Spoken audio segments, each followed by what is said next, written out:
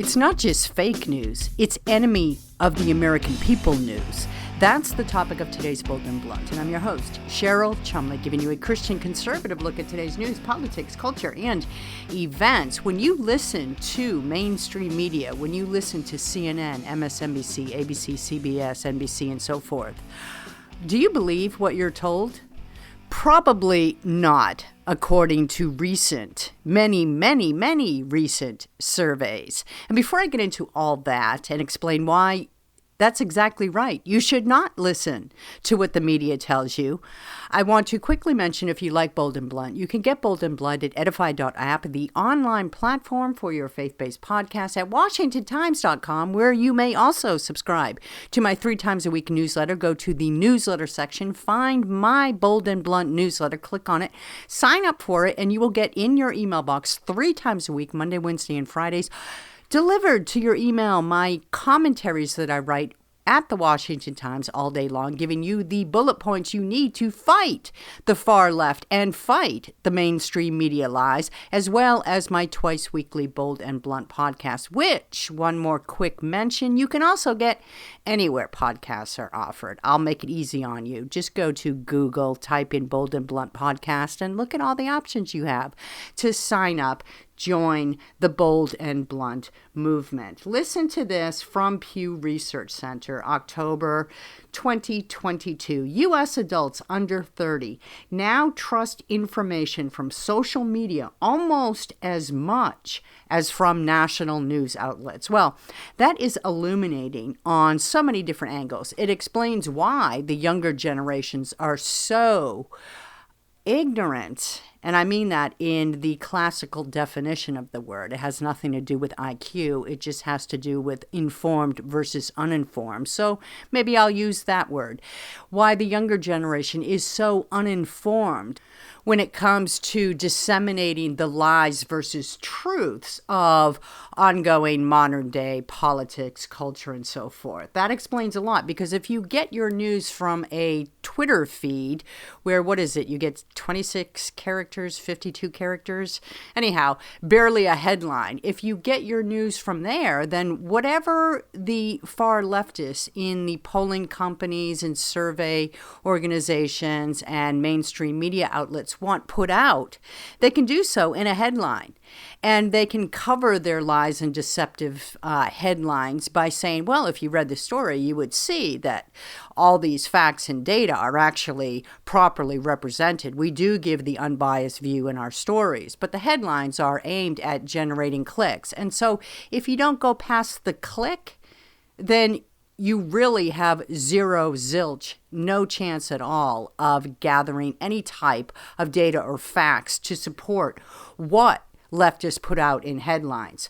But even if you do click beyond the headline and read the stories, the fact is, the second part of that Pew Research Survey headline, U.S. adults under 30 now trust information from social media almost as much as from national news outlets.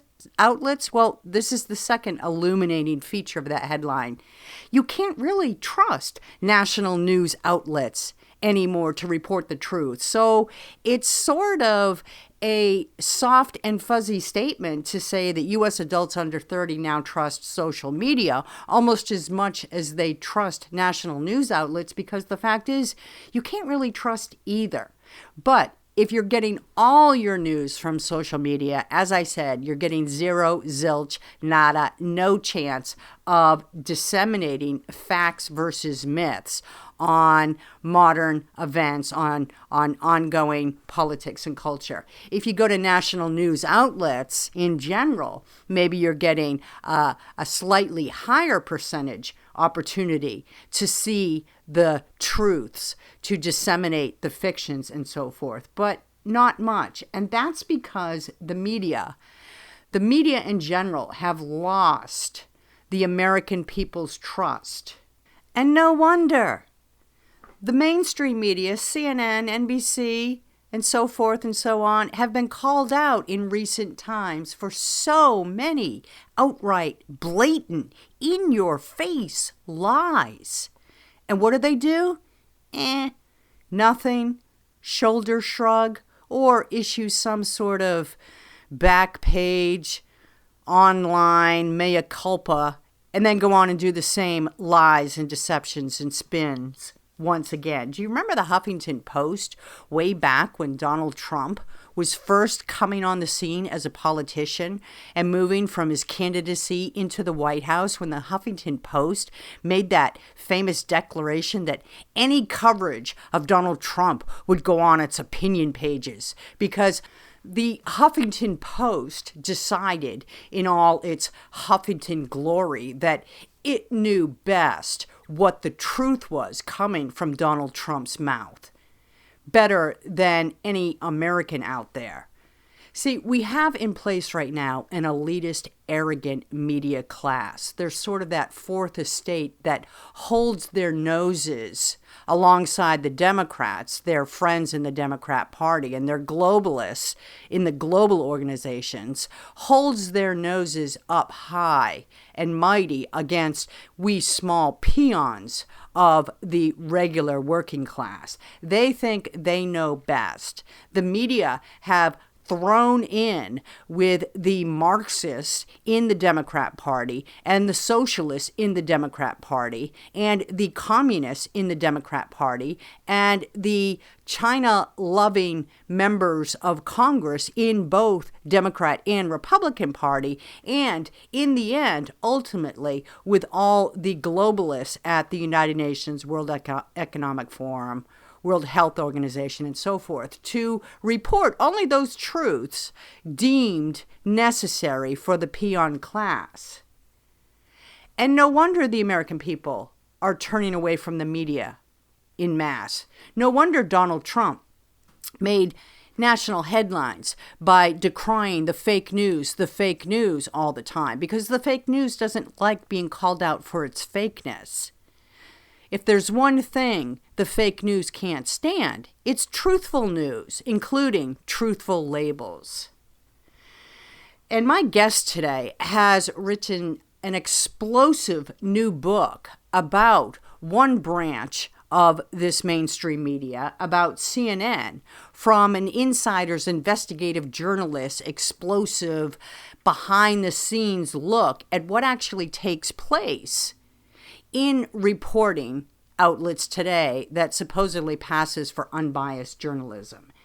And it even goes beyond that question. It even goes beyond looking at bias and outright delves into the question, does CNN have intel operatives working for them? Fake news is one thing, but news working for the deep state, news passing as unbiased news, but putting forth a CIA-type operation, that is another thing entirely. And guess what?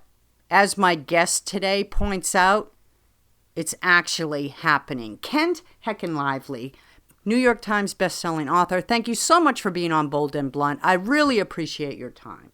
Thanks so much for having me. I want to talk about your book, This Was CNN, How Sex Lies and Spies Undid the World's Worst Network. I understand that there was a sort of whistleblower story that prompted this title. Could you talk about that? Yeah, so the whistleblower is Kerry Porch. He was hired by CNN as a contract employee to be a satellite uplink technician, meaning that he would run the news van. So he'd keep it in good working order. When there was a breaking story, he would drive it to the site, get all the technology set up. Then the anchors or reporters would take over, and he'd take a coffee break till they were done, and then get everything wrapped up and back to CNN Central. Okay, and the whistle blowing incident that Kerry brought forward, what was that all about? Yeah, he was the first significant case that he was called in on, or a story, was the Charlottesville riots. And so he drove the truck down there, got it all set up. And so he was on site as the so-called Fine People hoax was unfolded by CNN. So he was listening in the truck to what President Trump was saying, also to what CNN was saying. And, you know, he began as a working at CNN as a Bernie Sanders supporter. He had spent 10 hours a week the previous year working in Colorado on behalf of the Bernie Sanders campaign. So he was no Trump fan. But when he heard Trump's comments about Charlottesville, he thought they were appropriate for an American president to be saying. And then as he saw CNN twisting it, he really started to question what CNN was doing. That must have been a heck of an eye-opener for a Bernie Sanders fan to have. And, of course, that led you to partner up and write this book. You are a twice New York Times bestselling author already, yes? Yes. Okay, so this was CNN. Get into some of the specifics. What did you find as you started investigating there?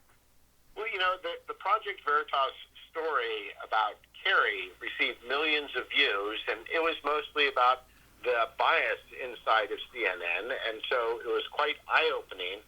But what I did when I took the story on was I hired some of the world's best researchers to do a deep dive into CNN because I wanted to find out more about the story, because for myself, I'd been a long-time viewer of CNN from when the network started, and the opening of the book is really something of a love letter to Ted Turner's vision that whenever there was a political controversy, you'd have the smartest person on the right debate the smartest person on the left for 30 minutes and let the audience decide what they thought. Right. And so my researchers came back with two very troubling concerns. First of all, my experts had a lot of experience in cybersecurity, and they came back and they said, Ken, CNN has a digital intelligence group of more than 220 employees. And I said, okay, well, what does that mean? And they said, well, they've got about 4,000 employees listed, probably about 7,000 when you count in the contractors.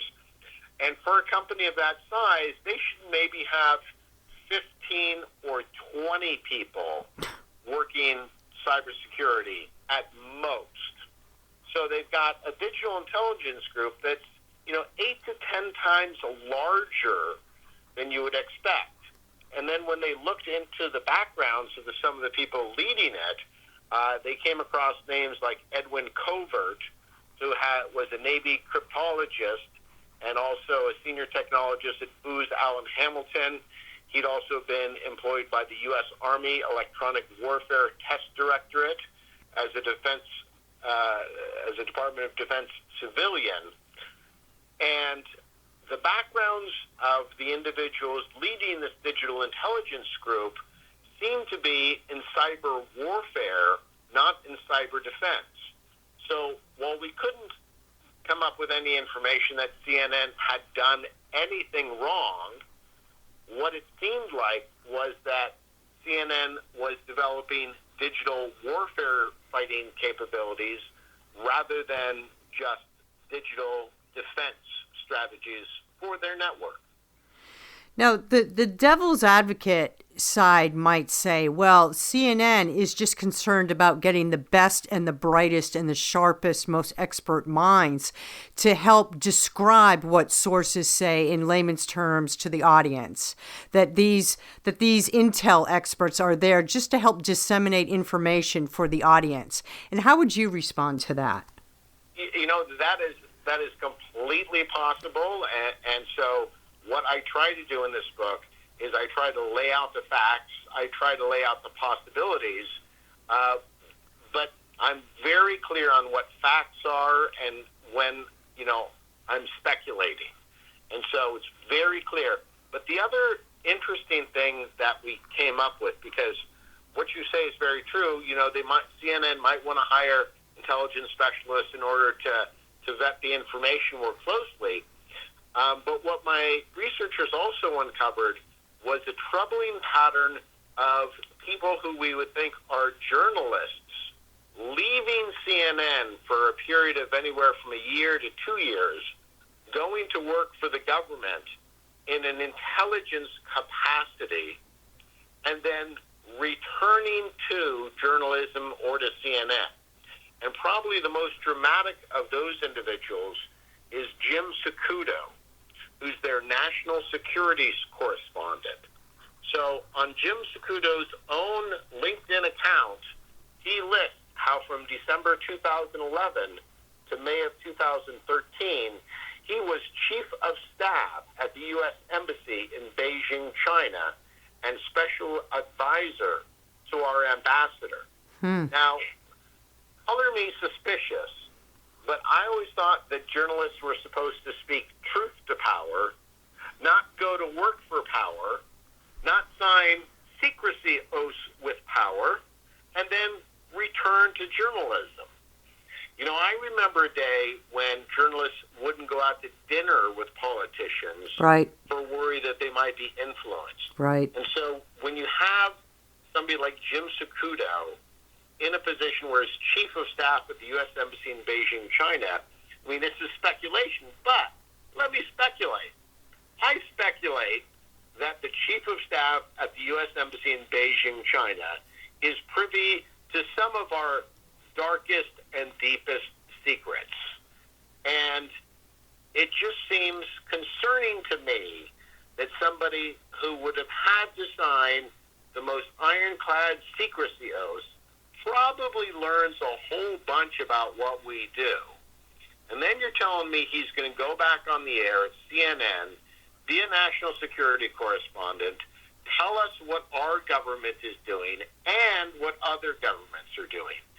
It just doesn't seem credible to me, and it raises very strong suspicions that this might be the way that our intelligence agencies are influencing the news, because, you know, whenever you spend time with somebody, you become, predisposed to them.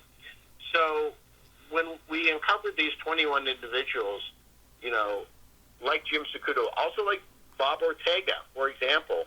Bob Ortega is a senior writer on border and immigration issues for CNN. But from January 2009 to July of 2010, he was vice consul at one of our consulates in Ecuador. Same sort of problem. He would have had to sign security oaths. He would be privy to what's really going on down on the border. And it just seems strange to me that these journalists are going to work for the government where they have to sign secrecy oaths and then going back to journalism. I try to play devil's advocate as well. I try to say, maybe they're told by the intelligence agents or the government, like, we know you're a journalist and you're going to cover some of this, but you'll get a better sense of how everything works. But to me, and this is just my opinion, is it smacks more of our intelligence agencies have figured out a way to bring journalists into the intelligence world and tie their hands to some extent and then send them back out into the journalism world where they're going to be, probably predisposed to whatever the intelligence agencies tell them. Because I know if I spent a year with somebody in Beijing, China, they'd probably be a good buddy of mine. And so I could just imagine somebody calling Jim and saying, "Hey, Jim, this is Fred. We served at the embassy in Beijing, China. God, just want to ask you something about a story you're working on." It seems like this would be a very easy way.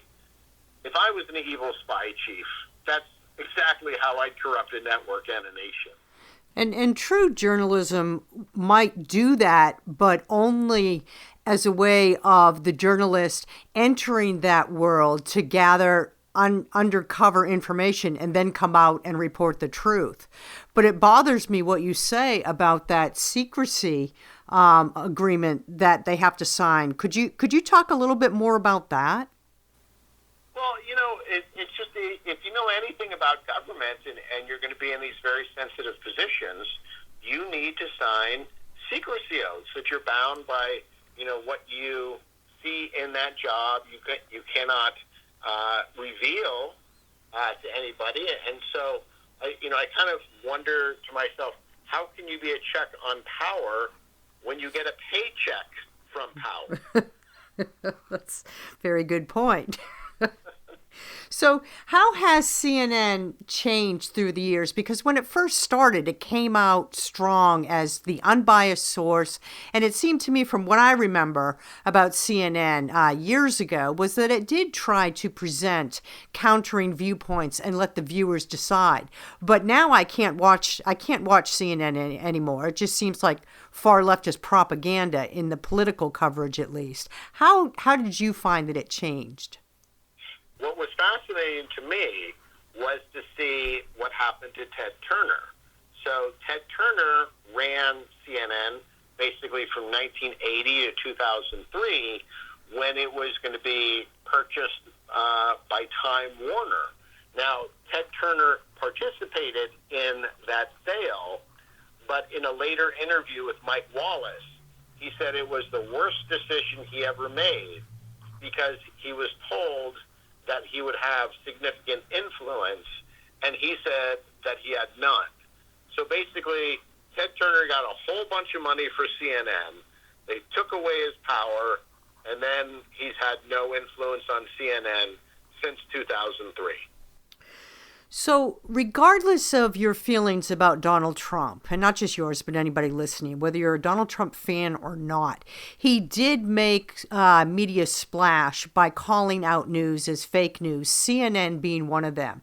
Based on what you investigated and found and reported in this book, this was CNN. Would you say that Donald Trump has a point about calling out CNN as fake news? I actually question whether he went far enough. Really? When he said fake news, that seems like it's just the regular partisan stuff. And this question of the intelligence agencies affecting the media is something that is really an unanswered question from the 1970s when Carl Bernstein reported on more than 400 members of the journalism community being active assets for the CIA. Yes. Well, we were never allowed to know that information because George W. Bush and William Scowcroft prevented that information from being released. So if I was on Trump's team and I read this book, I would say maybe we shouldn't call it fake news. Maybe it should be spook news, because I'm not sure who's running this ship. When I see these journalists who've gone to work for our government in intelligence capacities that they disclose in their own LinkedIn accounts, I wonder what is really going on. And given how the intelligence communities were affecting the journalism in the Cold War, the question is, has that continued, as we've got the war on terror going on? And, one of the things that when I uncovered this information, my publisher was very concerned because these are very explosive allegations I'm making. Yes. And a couple things happened. When it came out that intelligence people were working for big tech, my publisher was very happy to have those revelations. Made me not sound so crazy. But what we did with this information was we passed it to two individuals, one on the right, one on the left. The one on the right was a 33-year FBI agent who had worked in concert with the CIA in foreign capitals. And his comment back to me was that everything that I suggested was very troubling. He thought that, maybe some of these individuals are bragging on their resumes about their intelligence ties and the importance of what they did. I mean, Washington people tend to brag a lot about themselves. So he goes, maybe I wouldn't go all the way that you're going, but, the thrust of it is very good. On the left, we had Danny Sheehan, who is one of the four attorneys on the Pentagon Papers case, and he also revealed the information which led to the Iran-Contra scandal. And so what his comment to me was, you have barely scratched the surface, because it was never revealed in the 70s who those 400 intelligence agents were. Nobody was ever prosecuted. And in Washington, if nobody goes to jail for doing something, they keep doing it. And so, jokingly, I have been saying that I don't think the intelligence agency, if I'm right about this, I don't think the intelligence agencies are going to be mad at me, because I may have just uncovered the 21 most stupid intelligence assets that our government has, because they were stupid enough to put this information in their personal profiles where somebody like me could find them. So, but remember, these are the journalists at CNN, so they're probably not that smart to begin with. I know our time is about up, but I just wanted to get this last point or two in, if you have a minute. Do you? Yeah. So it's the reference you make to the 400 CIA agents and so forth. That was loosely called Operation Mockingbird, correct? Correct. That's what we're talking about here, okay? And so don't you think it's very frustrating for people knowing the history of America's government, and it's not all golden and lawful. The history of America's government is that it does some bad things sometimes, and that's recorded history, truthful history. And knowing that history, isn't that a little bit frustrating to you when you hear people doubt that the government would ever do that? Oh, the CIA wouldn't do that, or oh, Intel wouldn't infiltrate our media. Yeah, the only people who are naive enough to believe that we're always doing the right thing are those who never read history to begin with. Yes, exactly. So if you had to just sum up your book, this was CNN, How Sex, Lies, and Spies Undid the World's Worst Network. How would you sum it up? How would you answer the second part of that title? How did Sex, Lies, and Spies undo CNN? I think what you have is an elitist worldview, and whether that elitist worldview means you can abuse people sexually, it means you can lie about stories in the news, or that you can also partner with intelligence agencies who may believe that we don't deserve the truth. There's a general arrogance about the journalists at CNN and a lot of the decisions they've made in the past. What I'd like to say is that the new owners, John Malone and Chris Licht, have definitely said they want to go in a different direction. And just full disclosure, I have sent a copy of both books to those gentlemen and asked them to contact me if they have any questions. I'd be happy to appear on any CNN program, answer questions. If I've made any mistakes, please point them out to me. But I'm all about dialogue. Good for you. Let's see if CNN starts having some countering viewpoints to counter the liberal viewpoint that they put out every evening. It would be refreshing to have CNN go back to those days. But like I said, I love CNN. Bernard Shaw and Larry King were the heroes in my house growing up. Well, yeah, their legacies still. Author Kent Henckenlively, this was CNN. It sounds like it's an explosive book. I can't wait to read it, and I really appreciate you taking a few minutes to come on Bold and Blunt. Thanks so much for having me. What I like about this book, what I like about this guest, is the information you get from reading and listening is something that maybe you already suspect is taking place. You have suspicions this is going on in the media, but this gives you the facts and data you need to not only prove to yourself that, hey, you're not crazy. The media is more than just a little unbiased. They're actively pursuing agendas that are anti-American. But also, it gives you the tools you need for those people in your area of influence in your life who may be on the fence about the media or maybe arguing outright in favor, in defense of the mainstream media. And now you can say, hey, you're wrong. Look at this fact, look at this data, and see for yourself.